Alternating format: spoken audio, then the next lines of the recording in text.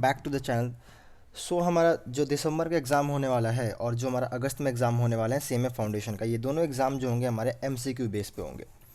तो मैंने सोचा कि जो अगस्त के स्टूडेंट हैं उनके लिए मैं कुछ एमसीक्यू प्रैक्टिस करा दूँ। तो देखो, आज हम करने वाले हैं सीएमए फाउंडेशन का पेपर नंबर 2 का एमसीक्यू। यानी सीएमए फाउंडेशन का हमारा जो पेपर नंबर 2 है, ये हमारा है अकाउंट्स का। अब अकाउंट्स का जितने भी एमसीक्यू हमारे वेबसाइट पे अपलोड है वो हम प्रैक्टिस करेंगे। तो आज से आपको वीडियो रेगुलर मिलना स्टार्ट हो जाएगी। ये बेसिकली हमारी फर्स्ट वीडियो है जिसमें हम एमसीक्यू स्टार्ट करने जा रहे हैं।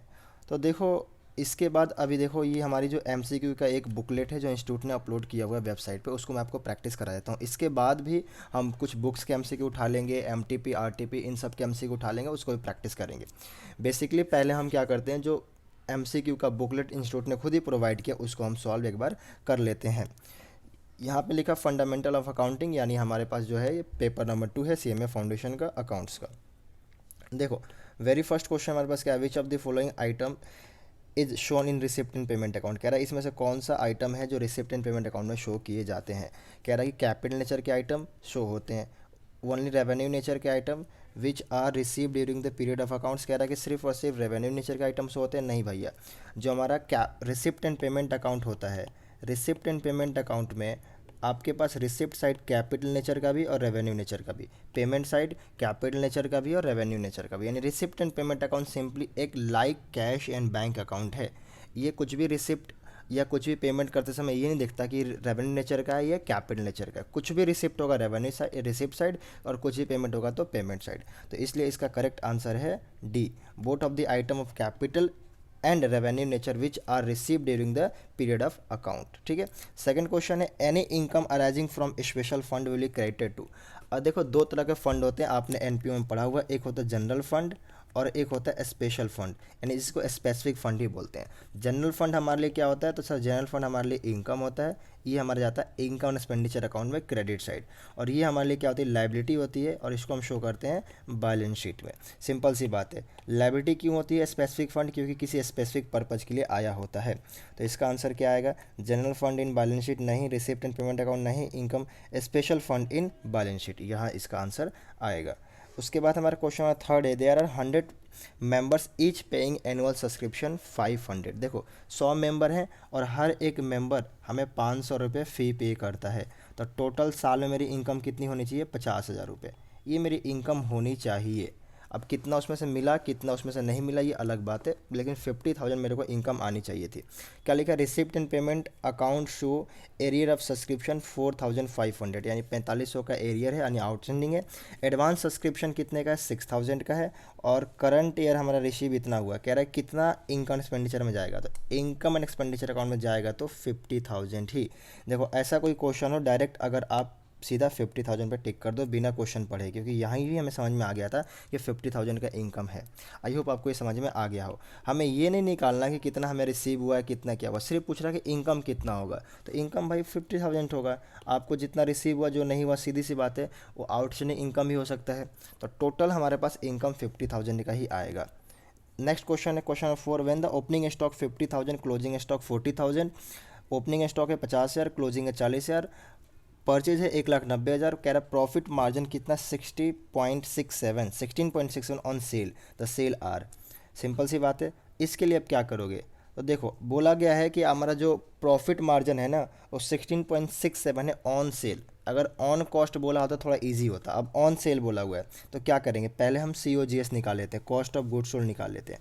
COGS का फॉर्मूला क्या होता है, तो COGS का होता है ओपनिंग स्टॉक, आप सबको पता है, plus purchase minus closing stock. ठीक है, ये हमारा COGS का फॉर्मूला होता है। तो हमारे पास ओपनिंग स्टॉक कितना, COGS का मतलब क्या, कॉस्ट ऑफ गुड्स सोल्ड, जो हमने गुड्स सेल कर दी उसकी मान ली कॉस्ट कितनी थी। उसके बाद तो प्रॉफिट का कुछ करेंगे। ओपनिंग स्टॉक है सर 50,000, हमारे पास परचेज है 1,90,000, 1,90,000, माइनस कितना हमारे पास है, माइनस क्लोजिंग स्टॉक है 40,000। ठीक है। तो अगर मैं देखूँ COGS तो कितना है, तो सर COGS आ गया हमारे पास 2,00,000 रुपये। यानी जो हमने गुड्स सेल की है उसकी कॉस्ट हमारे लिए कितना है, 2,00,000 रुपये है। अगर मैं बोलता कि भाई मुझे प्रॉफिट चाहिए, यानी जो प्रॉफिट मार्जिन है उस 16.67 है ऑन कॉस्ट, तो मैं सिंपली इस 2 लाख रुपए का 16.67 निकाल के उसी के अंदर प्लस कर देता, यानी कॉस्ट प्लस प्रॉफिट मेरा सेल आ जाता। लेकिन इसने कहा नहीं, ऐसा नहीं है, ये कह रहा है कि ऑन सेल है, हमारे पास दिया है कॉस्ट। तो हम क्या करेंगे, एक सिंपल सा, आप सबको छोटे क्लास में 8th और 9th में आपने ऐसा करा होगा, एक हम क्या कर लेते हैं, सपोज कर लेते हैं। सपोज हमारे पास सेल कितना है, 100 रुपीज़ है, ठीक है। तो मेरा जो प्रॉफिट मार्जिन आएगा वो कितना आएगा, तो सर प्रॉफिट मार्जिन आएगा 16.67, इतना ही है, 16.67, ठीक है सर। अब क्या करेंगे हम दूसरा, तो सर कॉस्ट कितनी आएगी, एक इक्वेशन हमने बना ली सिंपल सी। तो सर कॉस्ट आएगी 100 माइनस 16.67। अगर किसी प्रोडक्ट को मैंने सेल किया 100 रुपीज़ में, उस पर मैंने प्रॉफिट इतना अर्न किया, तो उसकी कॉस्ट कितनी आएगी, 100 माइनस प्रॉफिट, सिंपल सी बात है। अब मेरे पास कॉस्ट कितनी है, तो सर कॉस्ट है 2 लाख रुपये, और मुझे निकालनी क्या है, मुझे निकालनी है सेल। तो सिंपली क्या करो, उसके नीचे एक्स लिख दो और इसको क्रॉस इनटू कर दो। जिसको निकालना, अगर प्रॉफिट निकालना तो प्रॉफिट नीचे लिख दो, उसको क्रॉस इनटू कर दो, ठीक है, समझाने के लिए, आप सबको ये आता है। तो मैं करूँगा, इस दोनों को इनटू करूँगा तो ये आएगा 2 लाख इंटू 100, और इस दोनों को करूँगा तो ये क्या आएगा, 100 माइनस 16.67, और एक्स को आप सिंपली यहाँ ले लो, ठीक है ना, कोई दिक्कत नहीं है इसमें। अब मैं इसको सॉल्व करके देखता हूँ कितना आ रहा है।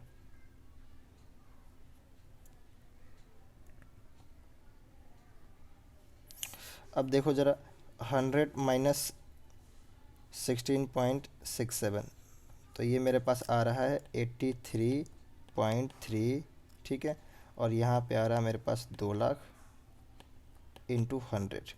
तो अगर मैं करूँ 2 lakhs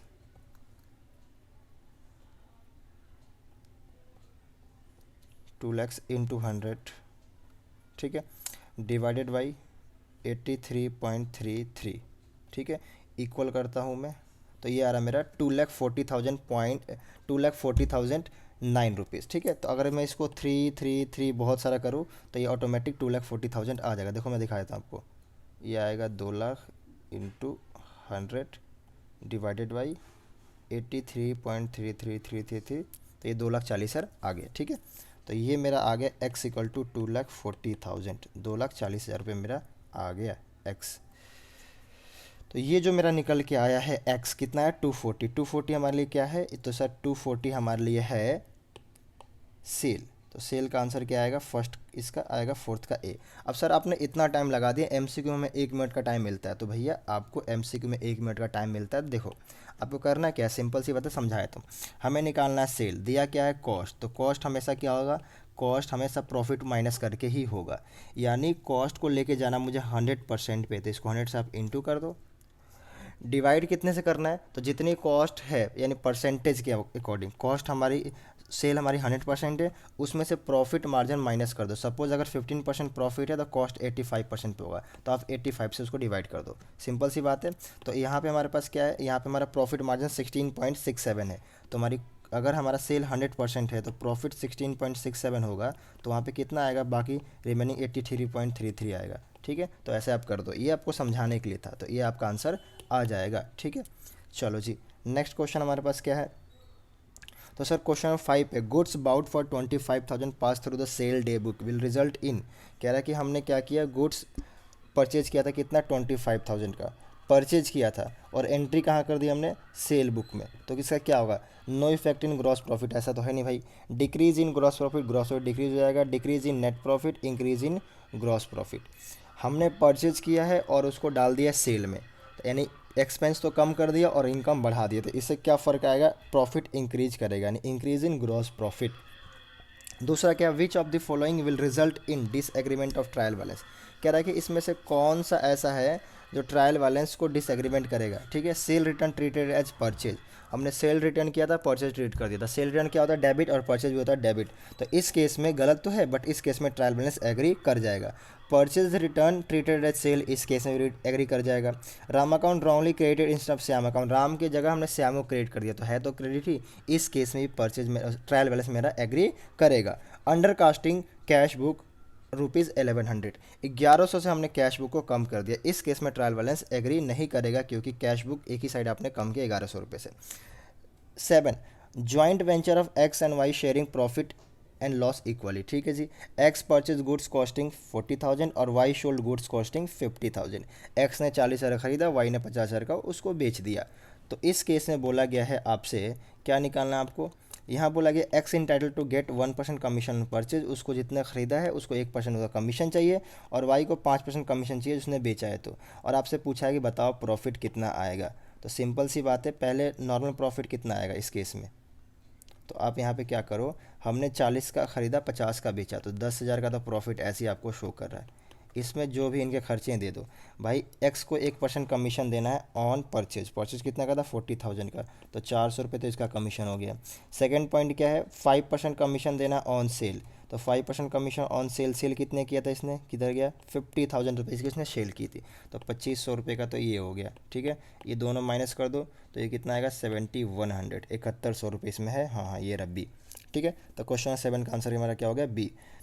what is the nature of joint venture with co venture, co venture के साथ जॉइंट वेंचर का नेचर हमारा क्या होता है। देखो नॉमिनल का मतलब सबको पता है इनकम एक्सपेंस होता है, रियल का मतलब क्या होता है एसेट्स, बचा क्या हमारा पर्सनल, ठीक है। तो पर्सनल अकाउंट का नेचर होता है दोनों पर्सन के साथ। विच of the term is applicable about consignment, consignment में कौन सा टर्म अप्लीकेबल होता है, सेल ऑफ गुड्स सबको पता है। Retirement of bills, retirement of bill का मतलब क्या, मतलब उसका पेमेंट हो गया ड्यू डेट से पहले या ड्यू डेट पे। तो देखो सेंडिंग बिल फॉर कलेक्शन नहीं, कलेक्शन के लिए भेजा ये हमारा नहीं है। कैंसिल कर दिया बिल का, ये भी नहीं है। रिटायरमेंट का मतलब पेमेंट कर दिया। Endorsement the bill in favour of third party, ये भी नहीं है। Making payment before due date, हाँ ये ठीक है, ठीक है। तो हमारा क्वेश्चन 10 का आंसर हो गया making payment before due date. Which one of the document is not required for bank reconciliation, कह रहा है कि बैंक रिकॉन्सिलेशन हम करते हैं, यानी BRS हमने जो क्लास 11th क्लास में पढ़ा था उस केस में कौन सा डॉक्यूमेंट की रिक्वायरमेंट नहीं होती। Bank column of cash book चाहिए भाई, bank column of cash book, और हमें क्या चाहिए, bank column of cash book और पासबुक, ये दो चीज़ तो चाहिए होता है। तो bank column of cash book ये भी चाहिए, बैंक पासबुक ये भी चाहिए, बैंक स्टेटमेंट ये भी चाहिए, प्रीवियस ईयर बैलेंस शीट हाँ ये नहीं चाहिए। अगर ये हमारे पास ना हो पॉइंट नंबर सी तो भी हम BRS बना सकते हैं। तो यानी 11th क्वेश्चन नंबर 11 का आंसर क्या होगा C. In overdraft balance as per cash book a cheque ₹150, देखो ध्यान रखना ओवरड्राफ्ट है, OD है, किस किस में, कैश बुक में, कैश बुक में नेगेटिव बैलेंस है, ओवरड्राफ्ट है। हमने क्या किया है, एक चेक डिपॉजिट कर दिया 1,250 रुपये का into bank, but not recorded in cash book. हमने बैंक में तो डिपॉजिट कर दिया बट कैश बुक में उसकी रिकॉर्डिंग नहीं की। अब ज़रा मुझे बताओ तो बैंक में वो क्या होगा, तो बैंक में अगर आपने 1,250 रुपये डिपॉजिट किया है तो बैंक बैलेंस इंक्रीज करेगा। तो बैंक बैलेंस इंक्रीज करेगा तो क्या होगा, कैश का हमारा ओवरड्राफ्ट डिक्रीज करेगा, सिंपल सी बात है। जब मैं कैश इंक्रीज करूँगा तो मेरी लायबिलिटी ऑटोमेटिक डिक्रीज होने लगेगी, ठीक है ना। तो हमने बैंक में उसको डिपॉजिट कर दी तो बैंक बैलेंस इंक्रीज हो गया होगा, तो हमें ओवरड्राफ्ट क्या करना पड़ेगा, डिक्रीज। ओवरड्राफ्ट नेगेटिव है ना, अगर मेरे पास यहाँ पे ओवरड्राफ्ट बैलेंस नहीं होता, पॉजिटिव बैलेंस होता तो मेरा ये भी बढ़ता और ये भी बढ़ता, लेकिन इस केस में बोला है कि हमारा ओवरड्राफ्ट बैलेंस है, तो ओवरड्राफ्ट बैलेंस में नेगेटिव इफेक्ट आएगा। बैंक बैलेंस इंक्रीज करेगा तो ओवरड्राफ्ट बैलेंस ऑटोमेटिक डिक्रीज करेगा। तो कह रहा है कि बताओ भाई हमने 1,250 रुपये क्या किया, चेक डिपॉजिट कर दिया है बैंक के अंदर, बट उसकी रिकॉर्डिंग कैश बुक में नहीं की। अब क्या करेंगे, डिडक्टेड बाय दी 1,250, यानी कैश बुक में आप 1,250 रुपये कम कर दो, आपका आंसर आ जाएगा, ठीक है जी। थोड़ा सा इसको कर लेते हैं। उसके बाद क्या रहा, which of these error affected only one account, सिर्फ एक साइड कौन सा एरर अफेक्ट करता है। अब error of casting, error of posting, error of carry forward और ऑल ऑफ दी अबव। देखो एरर ऑफ कास्टिंग और एरर ऑफ पोस्टिंग, भाई एरर ऑफ कास्टिंग का मतलब आपने टोटलिंग गलत कर दी है या आपने बैलेंसिंग फिगर गलत निकाल दिया है, तो ये भी एक साइड को अफेक्ट करता है। पोस्टिंग आपने कर दिया डेबिट का क्रेडिट, क्रेडिट का डेबिट, या फिर आपने ऐसा कर दिया कि कैरी फॉरवर्ड गलत कर दिया, इस पेज से उस पेज पे आपने एक दो अमाउंट 500 था उसने 50 लिख दिया, 500 को 550 लिख दिया। तो ये सारी चीज़ें ऐसी हैं जो हर एक साइड को अफेक्ट, एक एक साइड को अफेक्ट करती हैं। तो इसका आंसर क्या हो जाएगा डी, ठीक है। तो इस केस में आप डी लिखोगे। Which of the following error is an principle, error of principle कौन सा होता है। अच्छा 4,000 receive from Shyam credited to Shamu, हमने 4,000 रुपये रिसीव किया शाम से, क्रेडिट कर दिया शामू को। अब क्या ये एरर ऑफ प्रिंसिपल है? नहीं, एरर ऑफ प्रिंसिपल नहीं है। एरर ऑफ प्रिंसिपल क्या होता है? ऐसा एरर जिसमें आपने प्रिंसिपल को ही चेंज कर दिया। मतलब क्या? मतलब आपका रेवेन्यू नेचर के आइटम को कैपिटल नेचर बना दिया। ठीक है, आपने क्या किया? एसेट को परचेज किया, उसको पेनल में दिखा दिया। इस टाइप के जो आपने एरर किए होते हैं वो एरर ऑफ प्रिंसिपल होते हैं। जैसे क्वेश्चन नंबर क्या है हमारा, point number B, 5,000 incurred on installation of new machinery new plant and debited to salary account. ये जो 5,000 रुपये आपने प्लांट इंस्टॉलेशन में खर्च किया, ये कैपिटल एक्सपेंडिचर, लेकिन आपने उसको रेवेन्यू एक्सपेंडिचर बना दिया सैलरी में दिखा के। तो ये आपका है error of principle. In case of depreciable asset are revalued, जब हम डेप्रिशिएबल एसेट को रिवैल्यूड करते हैं तो the provision for depreciation is based on, provision for depreciation किसके बेस पे हमें निकालनी है या किसके बेस पे हमें देखनी है? Market value? बिल्कुल नहीं भाई, मार्केट वैल्यू से हमें क्या मतलब है? हिस्टोरिकल वैल्यू मतलब 10 साल पहले 5 लाख खरीदा था उसमें निकालो, क्या नहीं? रिटर्न डाउन वैल्यू मेथड नहीं। उसका क्या करोगे? The revalued amount of over estimated of remaining useful life of assets, यानी उसका जो भी रिवैल्यूड है, रिवैल्यूड अमाउंट जो भी है, अब नेक्स्ट आगे आने वाले टाइम में जितना उसका यूजफुल लाइफ होगा उसके अकॉर्डिंग उस पर प्रोविजन चार्ज किया जाएगा। 10 साल चलेगा, 20 साल चलेगा, उसके अकॉर्डिंग।